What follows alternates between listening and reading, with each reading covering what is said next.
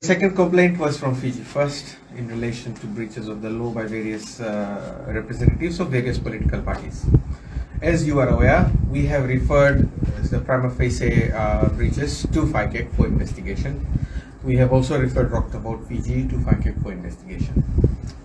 We are currently doing our inquiries with other individuals from People's Alliance in relation to Rock the Vote.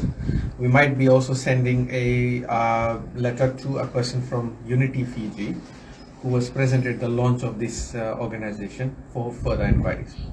As we have already shown to you, there are instances where a lot of the Facebook posts have been deleted by this particular organization, and this is where I see that a lot of media statements are being made by representatives of particularly the People's Alliance, claiming that they are not completely involved. We will now leave that to FICAC to determine, because FICAC has started its investigation. However, we feel that it is unfair, or in fact you can say they're lying when they're saying that they're not involved by after having deleted Facebook posts. So I will leave that matter to rest there. In relation to individuals who are representatives of People's Alliance and Rock the Vote Fiji, we are still waiting for responses from those individuals. Lynda Tabuya was supposed to respond by Friday last week. She said she was very busy and could not do so, and we have given an extension until tomorrow, close of business, after which with or without a response, we will make a determination whether we proceed under Section 18 or not.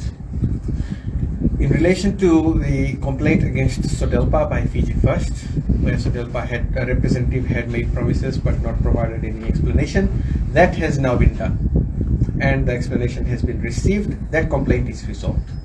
In relation to the issue raised around Saini Nambo selling calendars for $30, the matter was put to Saini Nambo for a response. She has responded to us, provided us details around how she plans to account for all the monies collected, and this matter is now resolved. We will be looking out for her declarations to ensure that the amounts are properly declared during the declaration stage.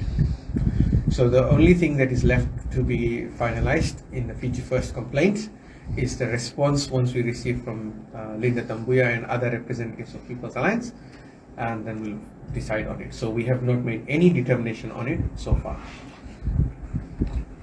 We also note that there was a COVID-19 maternity relief fund that was used by Ms. Tabuya also. We are waiting for her responses in that regard. People's Alliance have said that they have nothing to do with it.